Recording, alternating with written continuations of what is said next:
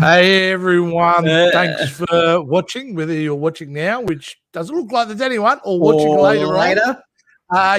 Obviously, we'll just put it out there. We're a day late. We realize a day late. It's just one of those things that couldn't be avoided.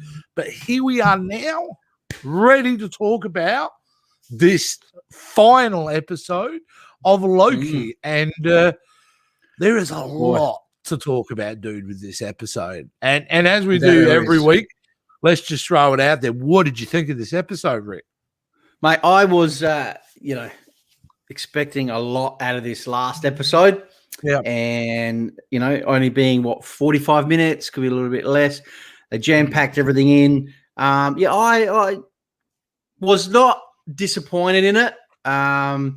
In some bits I was, but the majority around, I really enjoyed this episode, and there's a lot to be said involved in this. So, enjoyed it. Yeah. Well, I'm a big fan of this episode, Rick. Actually, I love not only what this episode looked like visually, and let's put it out there. There's no massive third act, giant, spectacular ending. It subverts it completely, and it does it so skillfully. I mean, in many ways, this episode was like a play. They could put this whole episode on stage because really there's only two locations in this entire episode, and that's like the TVA. The TVA. That's the only two places you are. But, oh my God, I mean, Jonathan Majors knocking it out of the park, I think. Just wonderful as one of the variant King the Conquerors. Yeah, look, I think it gave me, at the end of the episode, I went, great, it's an Empire Strikes Back, Matrix Reloaded kind of ending. We're just kind of ending the story right here. The Empire Strikes Back because really the good guys don't win here. If Loki can be considered a good guy. And the Matrix Reloaded, because it's like that whole episode is like the architect scene at the end of Matrix Reloaded, but it's a whole episode with it. And I absolutely loved it because this thing, dude, expands the MCU in infinite ways. And I absolutely love it.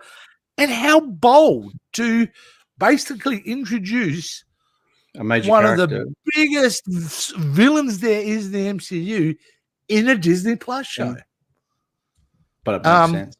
But there'll be those who argue going, well, technically it's not the King the Conqueror. Well, this is our first. Well, it is. It's a variant. It's a variant. That's right. Yeah. But it's I just thought it was an excellent final episode. And I swear to God, I swear on my children, I turned to Josh as soon as the episode ended, when it cut on Loki, basically, looking at the statue. I turned to Josh straight away and went, there's going to be a season 2. There's a season 2. And then we watched the credits. And the credits. There it is. Because the way the story was, that whole first series is like a first half of a book, I feel like. So I feel like we'll only get another season of Loki, and that'll be that. But what's so interesting is how much of a cornerstone, Rick, this episode is in regards to the MCU in a much bigger scale. Don't you agree? Definitely. I mean, this opens doors to a lot. And it's going to be a crossover, you can see, with a lot of movies. And we already know where King the Conqueror is going to be, but he's definitely going to be in a lot more. We're going to see a lot more. Well, think about this. The MCU. What if, Rick, the What If show, that's not now just a alternative off-script stories. These stories happen within the MCU, just on a different dimension and universe. Yep. So it makes the What If episode still essentially canon and part of the MCU. You think about when we go and see Spider-Man, that we know that what Spider-Man's dealing with all these villains from different, multiverses and stuff like that, again, is a reflection of what Loki has done. That's right.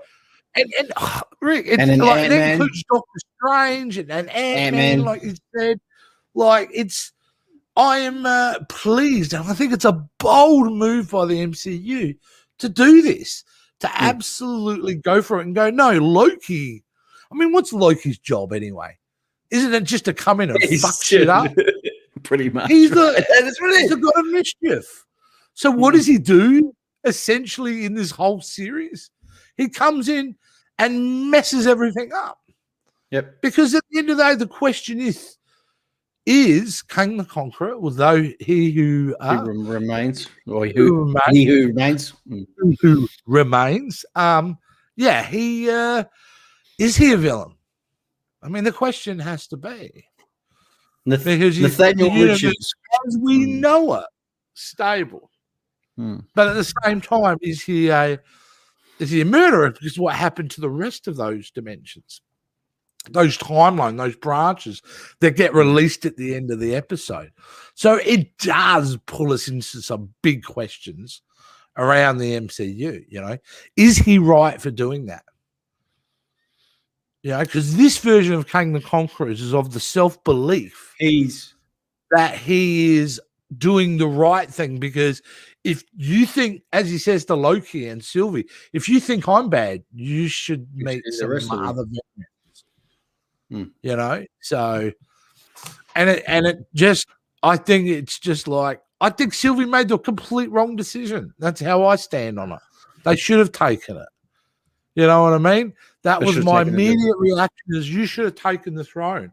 But then you look at it and it's like, well, then we don't have free will. So what are we willing to sacrifice to keep free will? And if that means all these other timelines, if that means we've got all these different versions of King the Conqueror heading our way, which we now do, you know, I mean, it asks those big questions, and I loved it because of that. You know, I loved it because of that. I love that they, as somebody who, you know, is into videography and does it kind of for a living, and you know, the way they shot that whole scene, which was, like I said, 3 people in a room. That's right. It could have been on a stage. It's 3 people in the room. Just the way they were tracking in and out of him, and the camera angles that they were using. I was locked in, man. I was locked into that show. Yep. Yeah. No, I totally agree with you, mate. It was just done so well. And look, we know that, you know, a lot of questions were answered, which was great. And probably there's a few people out there probably confused, and you know. Well, what do you think they were confused about, dude? Obviously the breakdown of who that character is, you know, and then how that obviously leads into everything else. So you know how they're explaining how he actually started. So it was Nathaniel Richards, and they did that whole comic book accurate, mind you. Their explanation of the origin is comic book accurate. Yeah, so which is great. I mean, like you said, there was one version. He didn't say he was the first one. No, he didn't. He indicated that was as a different version of him.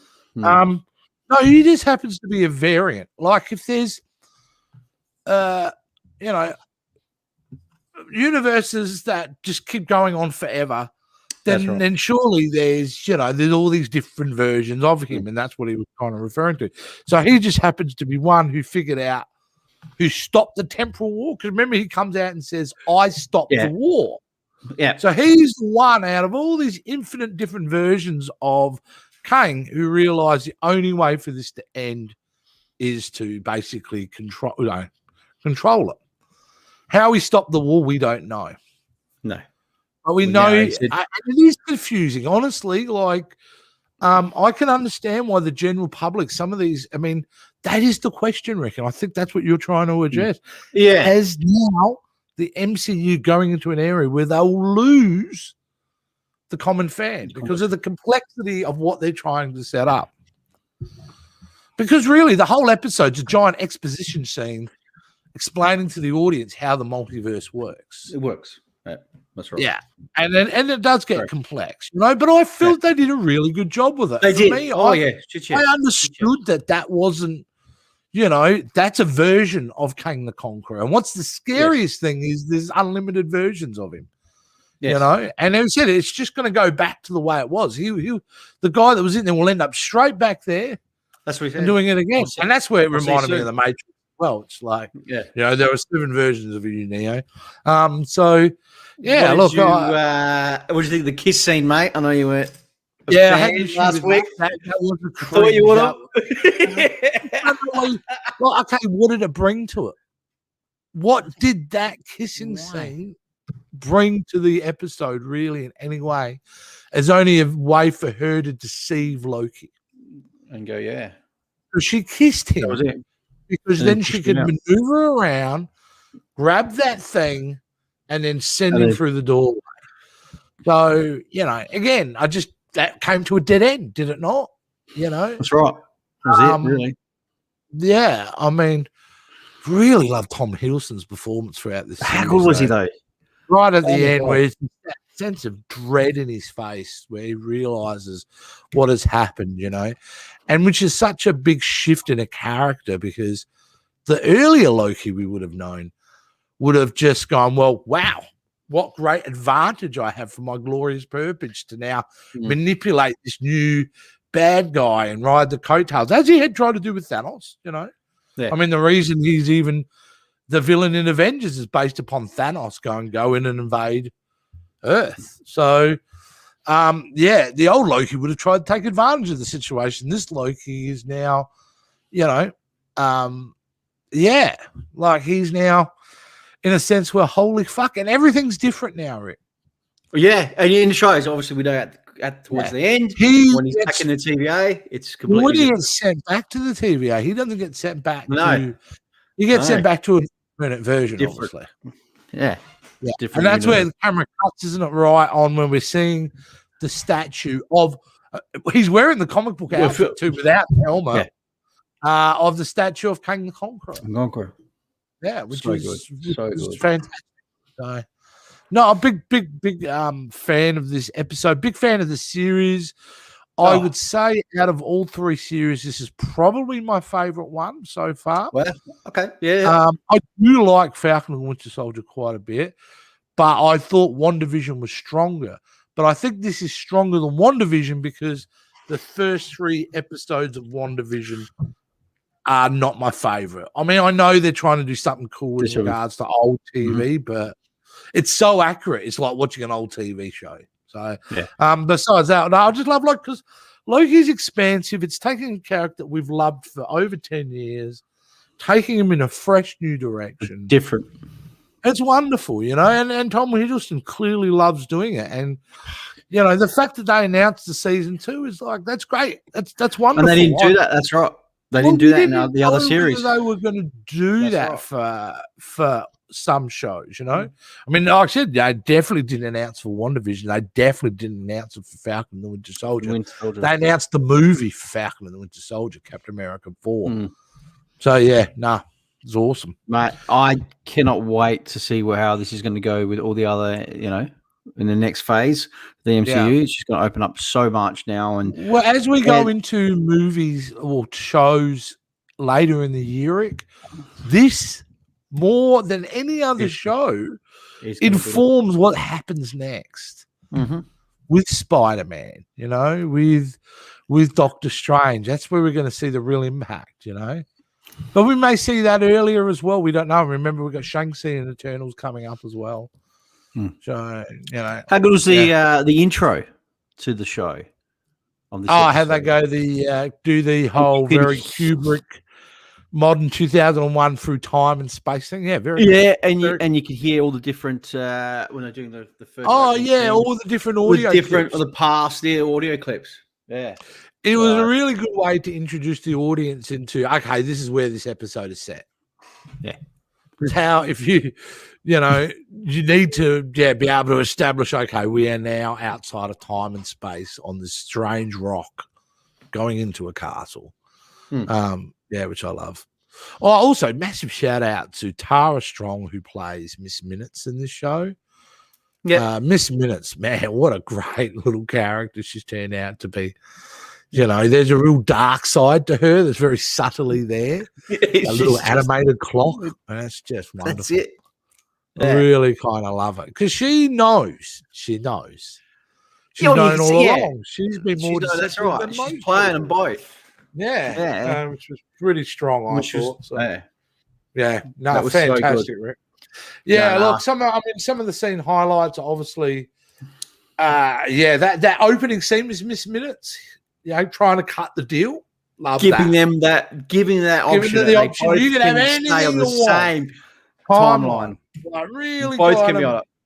Yeah, I really love that scene. I was kind of thinking Loki's really going to take it because they threw everything at him. You can have the throne, you can have beat Thanos, you can have the gauntlet, you can have it all. But they were both tempted. They were both tempted. I mean, then offering Sylvie just nothing but a life full of happy memories. I mean, that's what they both really wanted. But them to reject it, yeah. But, the one thing we probably haven't spoken about much too was the fact that in the meantime, we get Mobius gets to confront the other character, the judge. And there's a nice little scene there. Basically, we get to see the fact that the judge, it ain't over for her storyline because she's now wanting to hunt down who it is. So we leave her story at the end of this series with her on a journey to find Kang the Conqueror. You will, in the comics, she's linked to Kang the Conqueror quite a bit. So you will see. Yeah, but in this version, when she goes, she would come back kind of like Loki to a universe that she doesn't know because it's changed. Changed. So, which I love. I love the fact the guard, was it C-20? I never got that name right. No, it was B-15 Hunter. B-15, yeah. Where the fact that how she starts educating the rest of the guards and that was by bringing them back to a timeline where the judge was basically a school teacher.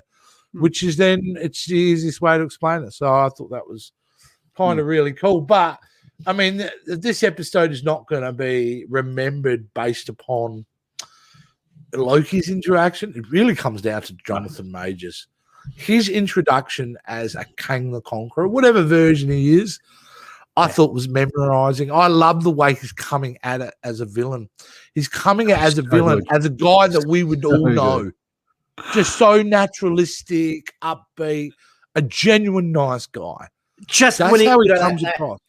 That shot, open up, and he's just eating the apple. The doors open up. And he's super welcoming, and which kind of makes sense for me because I'm like, well, I wonder why they chose that. Well, a guy who's been around for all time as such. You know what I mean? He probably just adapts his personality to the time and. Yeah, I mean, how else do you get two villains and court them? Because, I mean, the whole idea is he's given them an option of, hey, take over. I'm pretty much retired. Take it. That's right. Or kill me, and we'll go into another giant temporal war, and I'll end up straight back where I am now. And I love that kind of conflicting, really, because there's a hard case to be made for both, But the questions are now, as we move forward, what happens to Sylvie? Where does that storyline take off from there? Is she now controlling the timeline, or is she stuck in that space and time? What happens with Loki now? He's probably going to be spending season 2 trying to find Sylvie, I would suggest, trying to get her back. You would think. But it'll be interesting when they release season 2. Because if you feel like this is Loki coming in and stuffing things up, as he always does, but on a grander scale, is the season 2 him dealing with the ramifications of him screwing it up? Of what's happening. Oh, yeah. It has to be. You would think it would have to be. You would think it would be a post-Doctor Strange show. We're not going to get this before Doctor Strange or any other, or even maybe before Ant-Man. I feel like this will be a show that'll be set after those movies that are dealing with the multiverse issues. I think we'll get the Loki after that. But that's a theory anyway. But they're going to roll it, mate. But I definitely love this season. This was a great show for Loki. I'm really, really, really enjoyed this quite a lot. Are there things to nitpick? Of course there are. Am I going to dwell on them too much? No. Really. Did it bring me joy and happiness, and I couldn't wait to watch it every single fucking week? Yes. Yes, and that's what it's about. That's all I can ask. I cannot wait, and I think we should be thanking our lucky stars. We're even going to get a season 2. Yeah, so which is smiling. That's it, guys. We're done for another one of our, we'll just keep doing these with the Marvel show. The next time you're going to see a live after show will be for What If, when that series starts in early August. Animated series. We'll be following that either way. And, of course, all the other series that come down the pipeline. So, in the meantime, on the channel, we're going to be dumping, stepping away from streaming for about 3 or 4 weeks, where we've got lots of in-studio content that we've done that we're going to be releasing. So, lots of good stuff to look forward to. So, this is Jason signing off and saying thank you guys for watching over the weeks. Rick, any last words? Guys, thank you very much for watching us on the series as well, guys. Really, really appreciate it. And look forward to seeing you all when we get back to, our live streaming. What If? Thank you. We'll see you in there on the channel, guys. See ya. That's it.